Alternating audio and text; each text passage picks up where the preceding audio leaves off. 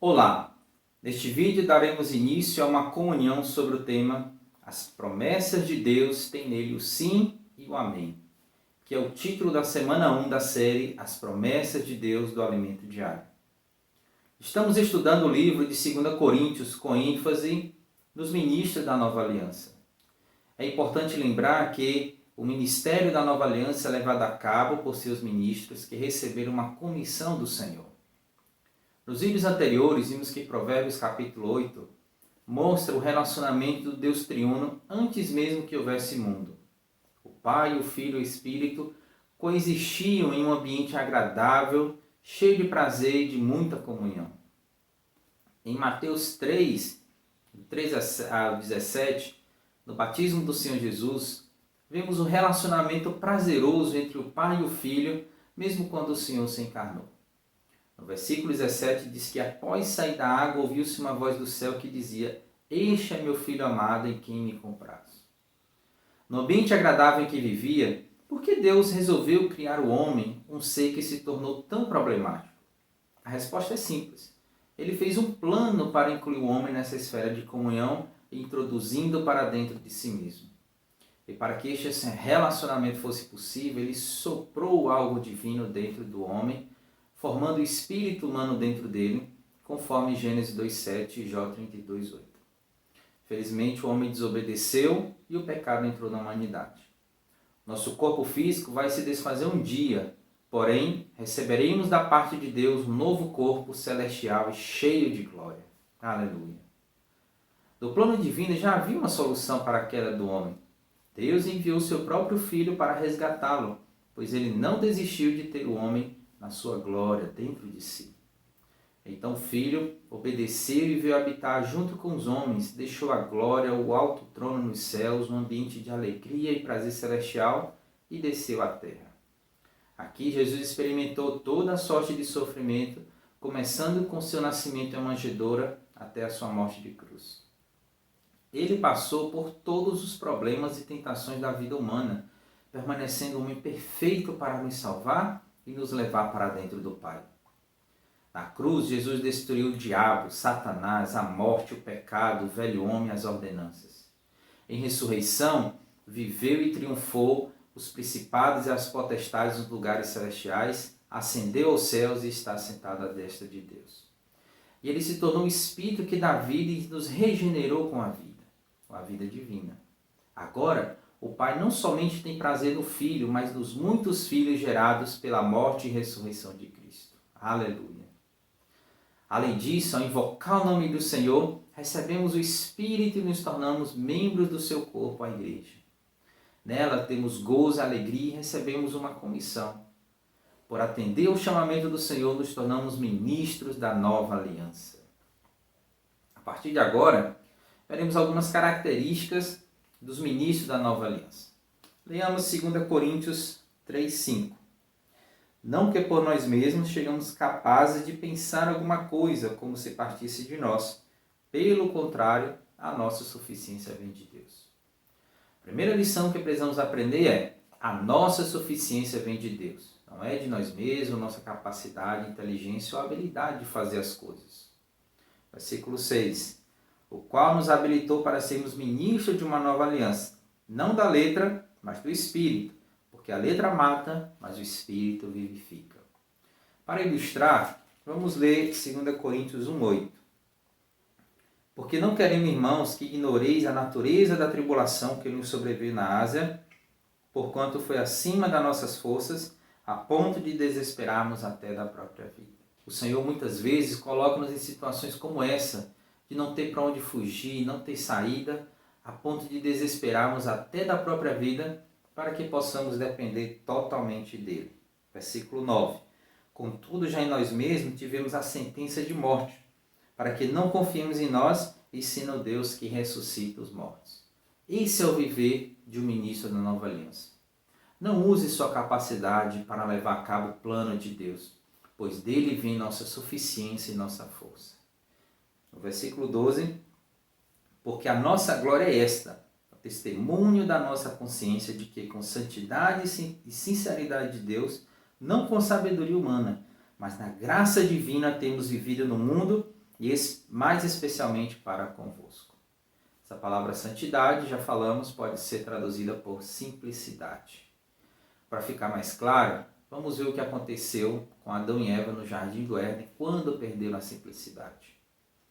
Ao criar Adão e Eva, Deus os colocou no Jardim do Éden e lhes disse que poderiam comer livremente de todas as árvores do jardim, menos da árvore do conhecimento do bem e do mal, pois se dela comessem, morreriam, conforme Gênesis 2, 16 e 17. Porém, a serpente, mais sagaz do que todos os animais, veio conversar com Eva, mostrando que não era bem assim, e dessa forma colocou em dúvida a palavra do Senhor Deus. Então, a mulher, tocada na sua emoção, viu que a árvore era boa, agradável aos olhos e desejável para dar entendimento. Assim, tomou do fruto, comeu e deu também ao marido, e ele comeu. A partir desse momento, eles perderam a simplicidade. De repente, viram-se nus e se esconderam. Deus se encontrava com o homem todos os dias, pois era seu prazer. Mas um dia, Deus não o encontrou e perguntou: onde estás? Podemos aplicar isso afirmando que o Senhor sempre nos procura e pergunta: onde você está? Agora que já somos salvos, podemos acrescentar uma pergunta ao nos chamar para sermos ministros da nova aliança: posso contar com você? Adão então apareceu e, desculpando-se, colocou a culpa na mulher, que por sua vez colocou a culpa na serpente. Assim também ocorre conosco. Jogamos a culpa no outro, ninguém assume nada. No homem natural é assim, não assume a culpa.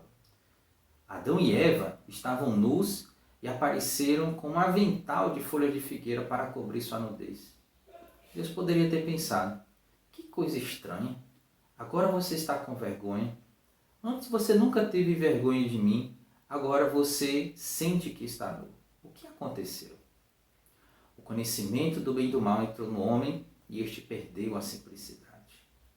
Amado ouvinte, essa é uma grande lição para nós. Devemos ir sempre diante do Senhor totalmente despido de nossas justificativas.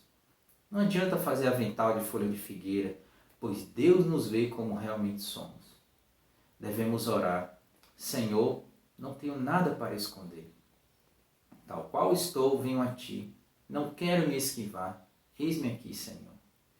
O Senhor irá preparar as vestes de que necessitamos, conforme Gênesis 3:21. Vemos que, assim como a serpente enganou a Eva com sua astúcia, Paulo também temia que a mente dos coríntios fosse corrompida. O problema está em nossa mente.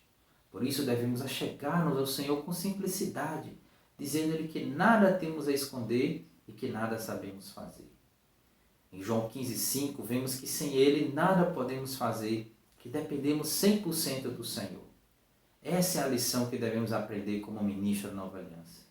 Sem Deus somos incapazes de fazer alguma coisa. Ainda que tenhamos muita habilidade e capacidade para desenvolver tarefas, isso de nada valerá. Vemos em 1 Coríntios 13:3 que sem Deus, que é amor, nenhuma obra tem valor. Louvado seja o Senhor. Até mesmo na edificação, o princípio da dependência a Deus se aplica. De acordo com 1 Coríntios 3, de 12 a 13, o ministro da nova aliança deve edificar a igreja com o Deus triuno, isto é, edificar com ouro que representa o Pai, prata que representa o Filho e pedras preciosas que representam o Espírito, e não com madeira, feno e palha, pois o próprio fogo revelará a obra de cada um. Vamos ainda continuar a mostrar a experiência de Paulo como modelo de ministro da nova aliança. No início da segunda carta aos Coríntios, o apóstolo estava preocupado com a reação dos irmãos ao conteúdo da primeira carta, que foi escrita para tratar dos inúmeros problemas existentes ali.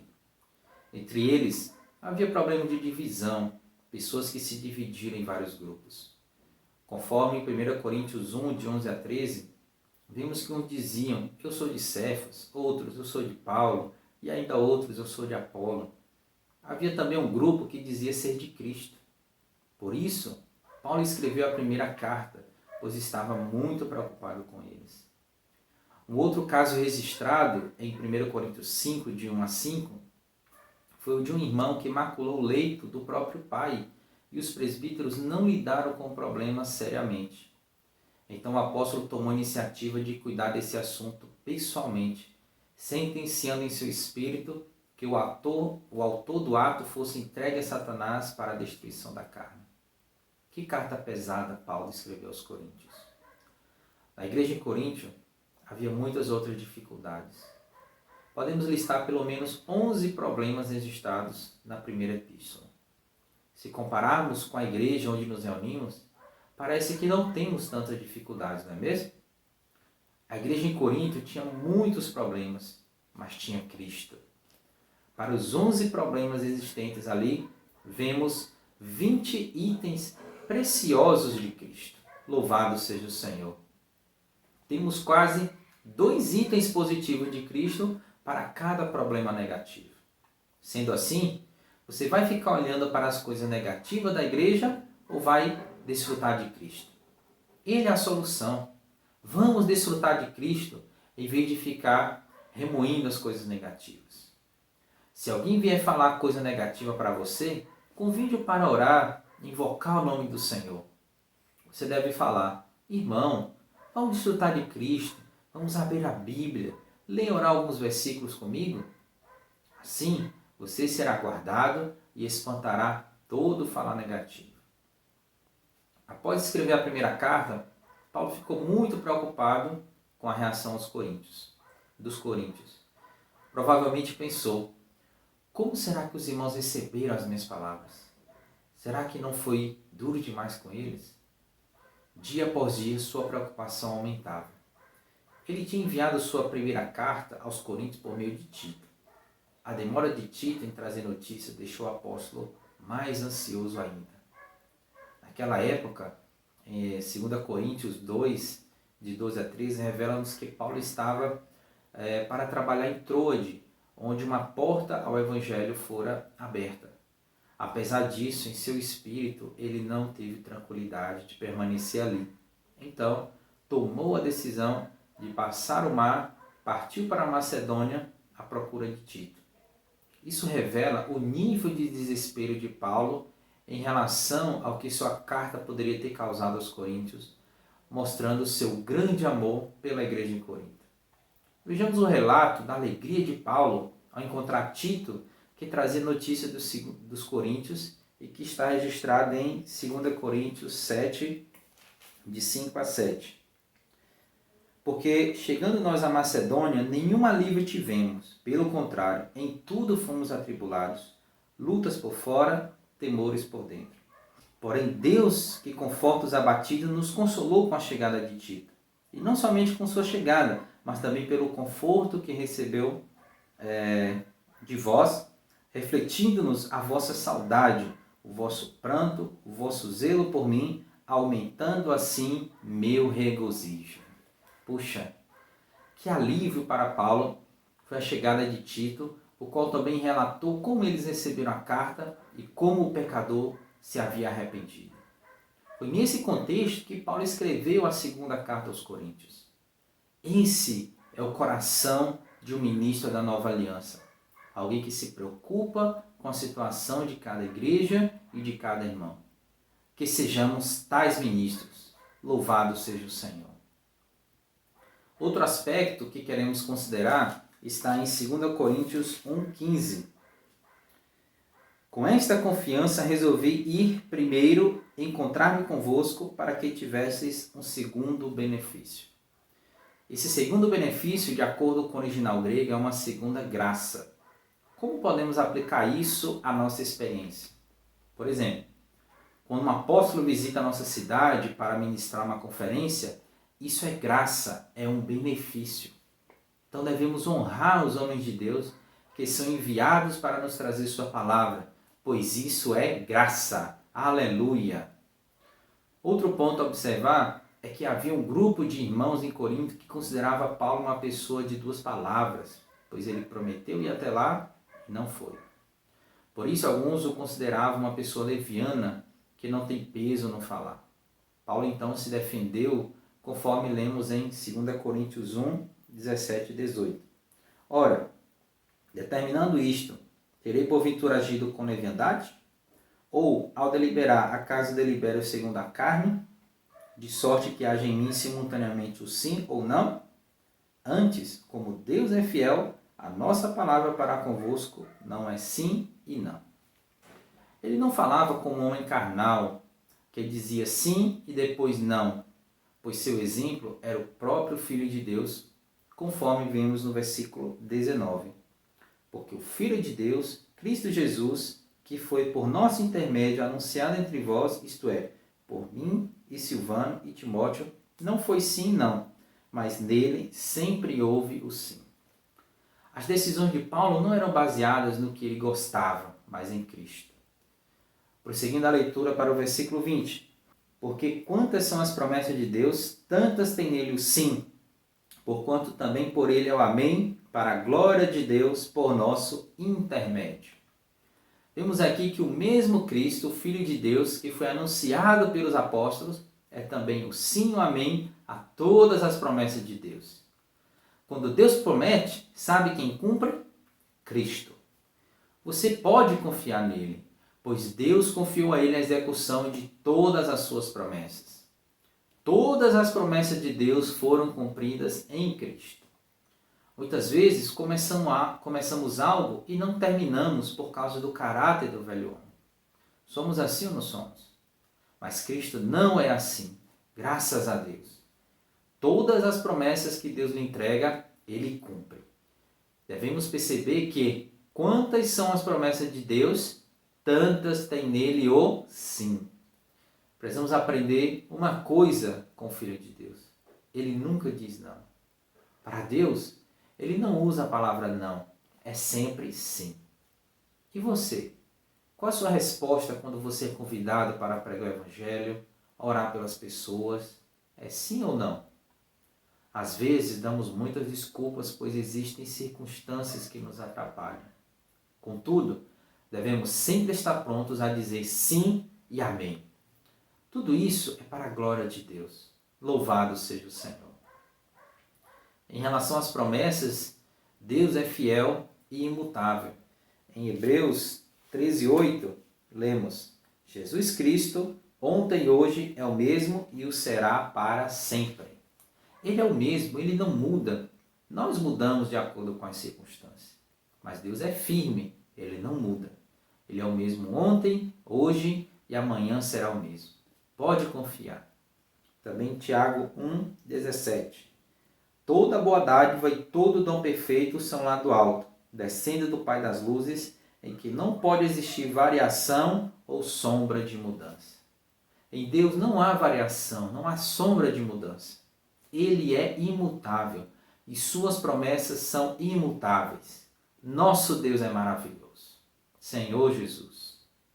Vamos encerrando por aqui esta primeira parte da mensagem e daremos continuidade no próximo vídeo. Lembre-se de deixar seu comentário, seu like e compartilhar esse conteúdo com seus conhecidos. Caso ainda não seja inscrito no canal, se inscreva e ative as notificações para você ficar sabendo quando novos vídeos forem lançados. Fica com Deus e abraço.